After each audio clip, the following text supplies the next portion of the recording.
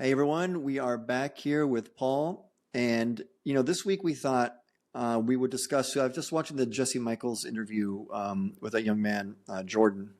And they were discussing some interesting stuff in there. And actually, in talking with Paul, it turns out Paul knows about some of these topics as well, like this idea of Sylvia. So some sort of orb that you can look at and interact with, and it has some sort of intelligence or something like that. So Yeah. to me, when he describes it as a relic, I just love that because it sounds really cool. Like, is this actually ancient technology or something like that? But I think okay, this could come from off planet or something like that. I mean, who knows where it comes from? Well, Paul, you Yeah. have some insights into this. Like, what's your experience with that? So I'm not sure if it's exactly the same device or anything, but I had an opportunity to uh, go off world. Well, I know that all sounds a bit out there, but I was standing in an underground facility, and it had an alcove in the wall. It was quite dark, and this device was sitting there, and it had like legs, and then it had so it looked like I don't know what's two wires upside down or something, but it had this ball in it, and when you stepped forward to the ball, it activated, and the ball was at head height about that big, and basically what it did was it telepathically connected with you, right? Now, I would suggest from my interaction with it that it, in some way, it scans you initially to work out who you are, to work out whether it's even going to interact with you. That's the first thing. The next thing it does is that it gives you a frequency, and this frequency basically gives you an experience of that device. Now, I can't even put into words, unfortunately, what those experiences are, but I enjoyed the interaction that I had with it. Now, let's say that another person, maybe non-human, came along and was interacting with it, that device would interact with that Zeta or non-human in a completely different way than Hmm. it interacted with me. So I I actually drew the picture of it, and I thought to myself, when I watched the interview with the young person, and he started talking about it, I thought to myself, hang on, he's describing something that I've interacted with, and you don't generally hear people talk about this sort of stuff ever, really. Sometimes maybe their memories are taken from them, or they're somehow covered up, or whatever it is that they do, but these programs that he was talking about, that gate program, that seems to be fairly prolific. And it was run, by a lot of different people, I guess.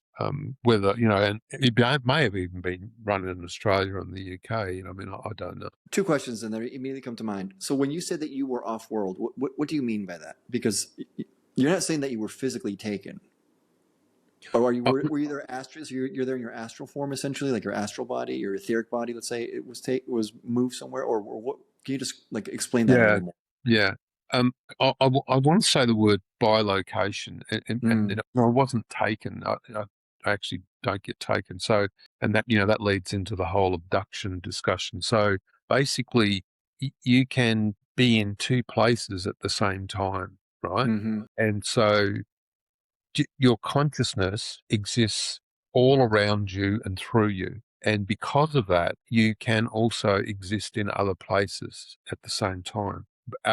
When you're there, if you choose to, you can hold a form. And Hmm. it's the same as the Zetas have explained in the primer about how apports are created.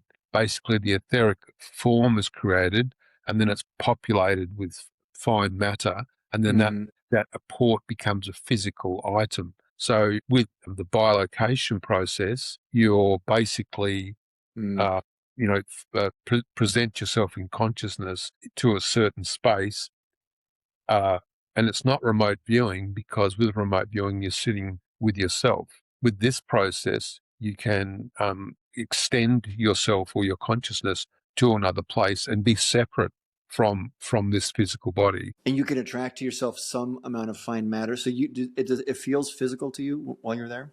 Absolutely, you are. Mm. You can look at your hands and everything. You to another being, you could look like a distortion or a watery Mm. form or something. Which is And interesting because yeah, that's what they're doing to us. I mean, so a lot of the things that people see, really, it's another being that's bilocated. Physically, they're probably on a planet somewhere, but they yeah. projecting their consciousness here, attracting some amount of fine matter, and have some physical presence. That was my first experience with the Zetas that I remember as an adult, was looking and seeing a full formed sort of Zeta standing there, but they had only brought in a small amount of fine matter, so the being looked like it was made of water, Mm. right? Hmm. And that was a bit disconcerting because here's a being that looks like it's made of water. And then when I look over here, I'm seeing a full extraterrestrial face floating on the other side. And I'm thinking, oh, I need to get out of here. What's going on? But, like obviously I understand more as you get older and you sort of experience all this sorts of stuff.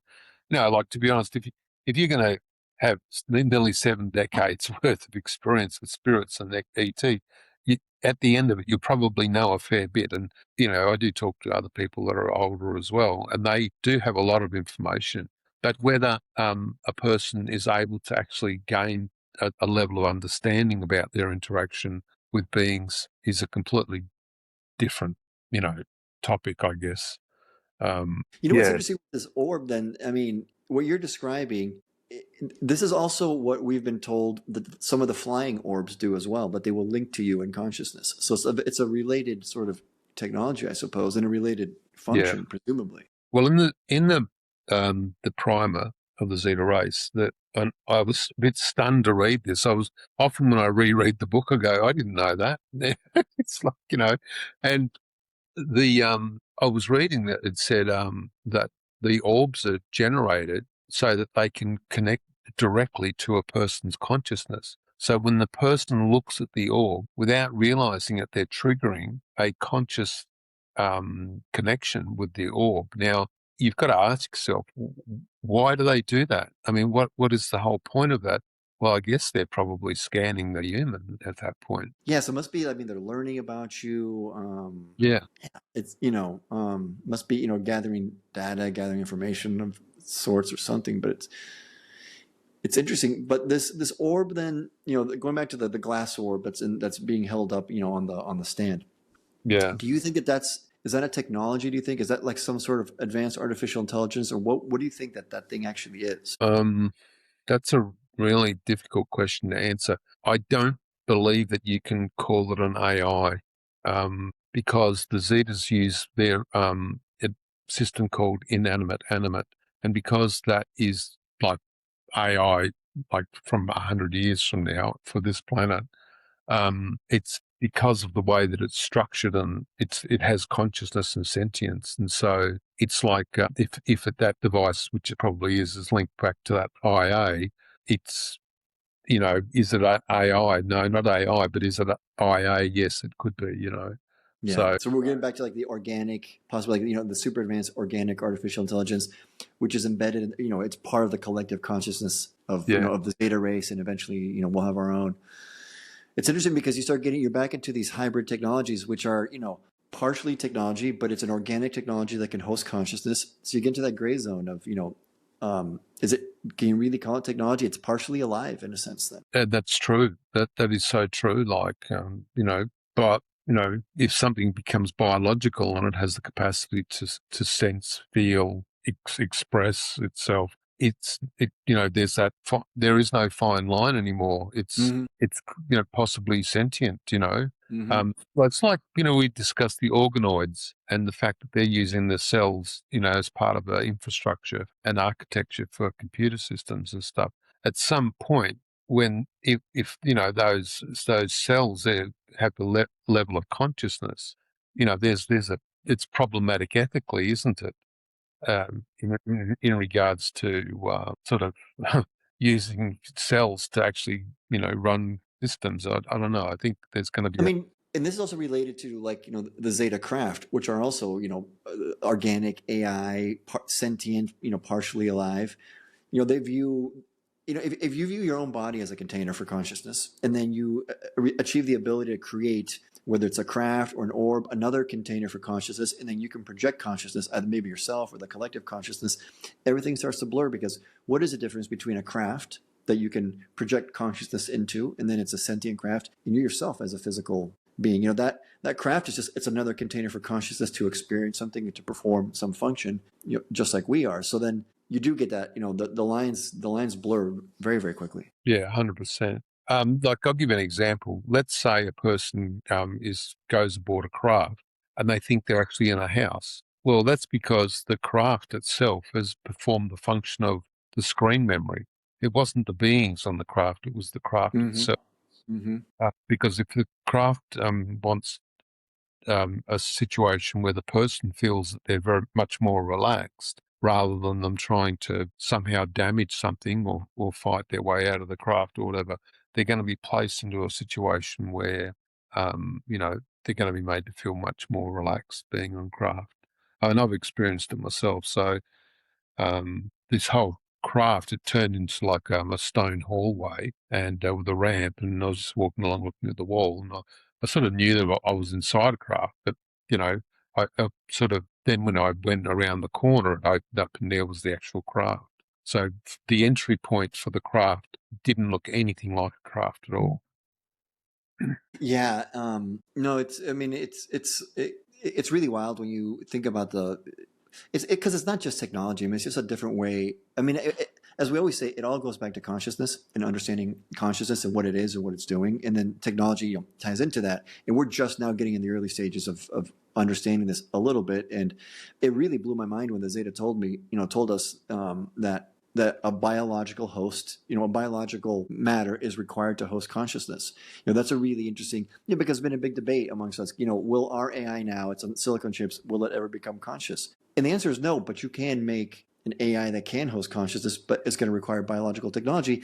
But then the interesting thing is that biological technology starts to also, from the descriptions of the craft, it doesn't look like, it's not like just like a floating mush of meat, right? It's metallic. It's biological, but it is, like what we can see of as technology to a certain degree. So it becomes, everything gets all mixed up. See, the thing is our understanding of what biological cellular structure looks like will be completely different for another race, and they may have genetically engineered, or they have genetically engineered their craft to be able to perform the function of consciousness, but then again, it also has the ability to travel, and to uh, basically become invisible and do Mm-hmm. very fast turns and all the rest of it. And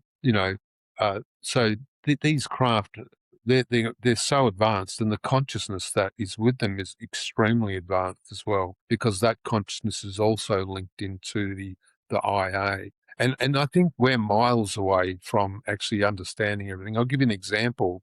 There's a paper that's been written by a group of scientists about plasmodic life forms. Mm-hmm. Uh, I'm not sure, I know that if you look up Dr. Rudy Shield, you'll see that he was one of the authors of the paper. And yeah, it's a hypothetical paper. It's about 50 pages long, but they are discussing, plasma life forms and orbs and plasmodic consciousness. And it's really interesting because when we then see that the Zetas are saying that the orbs are used to directly interact with people, either one-on-one or in a group situation, that these life forms, or these plasma or plasmodic life forms, are they just a technology that have Mm-hmm. been Mm-hmm. created by other races? Mm-hmm. And they're very innocuous, to be Mm-hmm. honest.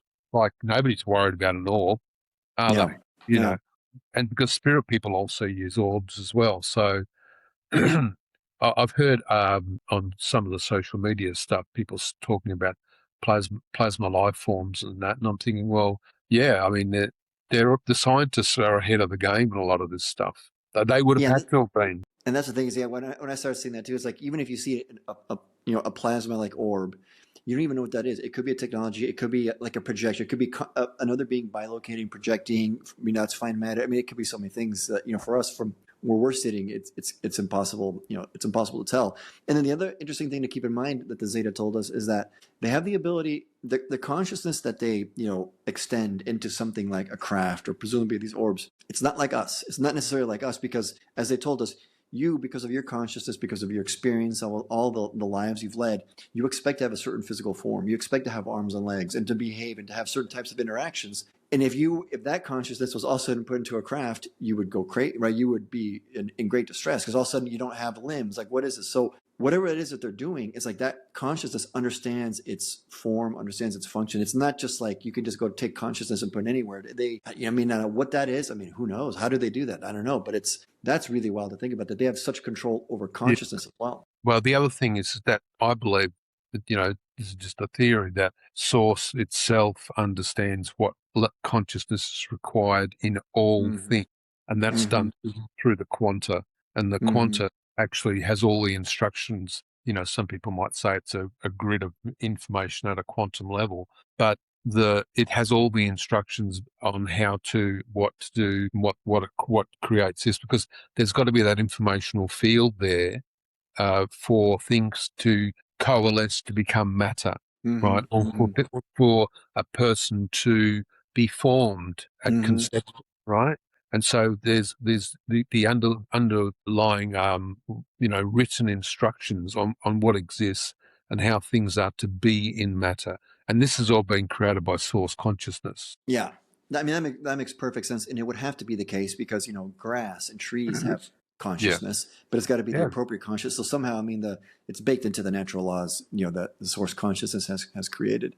And remember, the Zeta told us that, the physical matter determines the level of intelligence that consciousness can manifest, right? So the physical form is very intimately tied to what consciousness can do, but consciousness is everything. But okay, what it can manifest in this reality, okay, depends on the physical form, but presumably, consciousness knows, okay, this is the form available. This is what I can manifest then in this reality. Listen, it must work because here we are, everything is here. So, Source figured it out or something. But it's really wild to think about races building technology with that and being able to do that. That's really crazy. Yeah, 100%. And the thing is that this leads into the whole, contact scenario. So, there's all this disclosure, and everyone's talking about, disclosure and the movie Disclosure Day and everything. And then you think to yourself, well, it's interesting, but it's actually not where disclosure's heading. Disclosure actually heads towards contact. Mm-hmm. And then what everybody has to do is get themselves into a situation where they have to start to understand what is contact. What am I going to allow to come to me as contact? Because there's a variation of races. Even the spokespeople from the government are saying that there's variations to different races. And I think what Grush has said in regards to, there's like, paraphrasing here, like a scale of races all the way from sort of plasma life forms through to physical beings to interdimensional. And so this shows you the vast scope of how many life forms, the possibility of life forms as well. I was just rereading some of the passages in I think it was in the Alien trilogy, where the Zeta describe how they're here to help us, and they say they're also helping other planets, non-physical, that are also attempting to reach a higher vibratory rate. And that just made me think, just the concept of something that we would conceive of as non-physical, but it's another form of experience, of consciousness, of life, and that could be something so totally different. So, the things that are out there, it's going to take a while for us to, be able to kind of wrap our heads around the possibilities because, let's say we meet physical humanoid races that are far advanced. Okay, that's still understandable. It's kind of humanoid, it's far advanced. Okay, but then you start talking about interdimensional. Okay, what is their experience of reality? It could be just so totally different. And then you get back to, when you talk about contact, how would you communicate with something where you Yeah. have such little common ground? Like, what kind of communication is possible? Well, let me give you an example. A lot of people that believe that they're having experiences on craft actually are having the experience, but the experience wasn't theirs. So Mm, every experience that's ever been had by humans is in the astral realm, and a lot of people that maybe as they drop off to sleep or they're in a dream state, if they move through the astral, they may suddenly move into somebody else's memory, and then they live that memory. We see this over and over and over with people that they believe that this has happened to them. And then suddenly they wake up and they thought maybe, the scenario was that they got taken and then they were placed on the floor, next to their bed, but that they suddenly wake up and find that they're actually in bed. They're not on the floor at all. But for the person that actually that mm, happened to, they were on the floor, yeah, you yeah. see. And so this is where a lot of people, even at this level, are confused about what is interaction, what is contact, what is, like, a lot of people see It's going to get, and it doesn't seem like it will get better until we properly form the collective consciousness. That's going to be what enables races to come and contact us in a, in the way that will be healthy and will be understandable. Until then, it seems like we're just going to have confusion for a while. So, it's going to be Well, difficult for a while. but what the problem is, I'll give you an example. People talk about ghosts, right? But they're confusing ghosts with spirits, right? And so they don't understand. A lot of people don't understand that when the ghost is just an energetic replay of Mm-hmm. something that's happened in the past. And so we need to get the framing right to be able to have the conversation, so we're all talking about the same thing in the right way. Because while we're all over the place and we've all got different understandings of what we're talking about, there's a lot of miscommunication that's taking place. And so it's really important that humanity starts to understand that if we're going to discuss consciousness or conscious contact, we're framing it in a way where we all understand, well, we're talking about this. We're talking about interdimensional races. Now, I'll give an example. Let's say that the Arcturians are in the eighth dimension. The Arcturians themselves in that dimensional space, they'll see themselves as physical, right? But we perceive them as just consciousness, as light, right? And so we have to understand it doesn't matter what dimension a being is in, they, in their own dimension, will see themselves in the form that they choose to see Mm-hmm. themselves. Because Mm-hmm. this is the illusion, isn't it?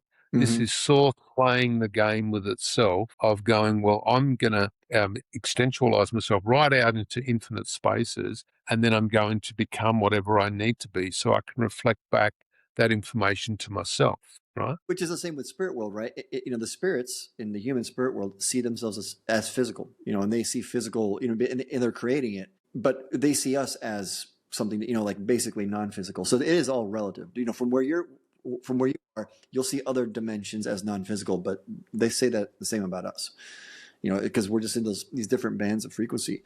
But that's, I think it's a really good point, and maybe this would be a good, a good place to end it for the week. Is that, a big part of what we need to do over the coming years is humanity needs to really start to understand consciousness. A lot of this is that we don't really understand consciousness. Not that, like I do at all, but we need to understand at least the possibilities of, like what you're discussing. Okay, what's the difference between a ghost and a spirit? These are things that are not even on anyone's radar in general, for most people. And that's one of the big things that needs to change, is that humanity needs to understand that consciousness is primary. That's the most important thing. And that's what we really need to study.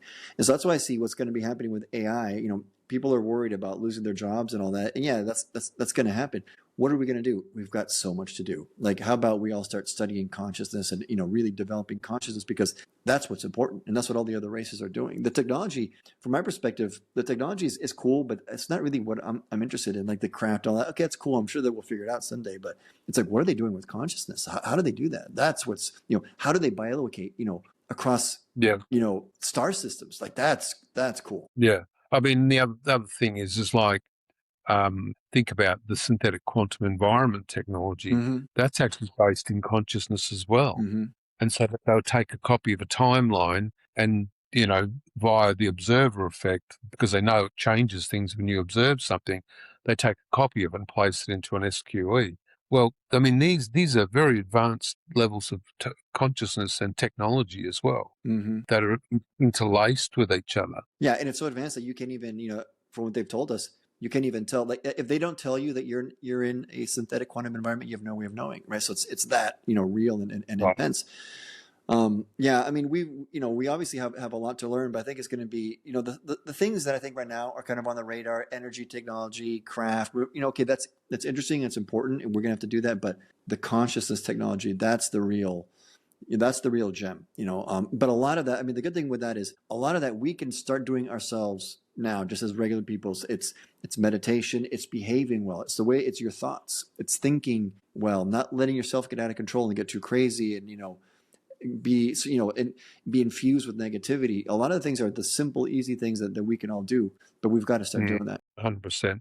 Absolutely. Cool. All right. So, we'll be back next week then. And, until then, thanks everyone for tuning in. And if you have any questions, please just, drop them down below, and we'll see you guys in a week. Cheers. Bye, everyone. Bye.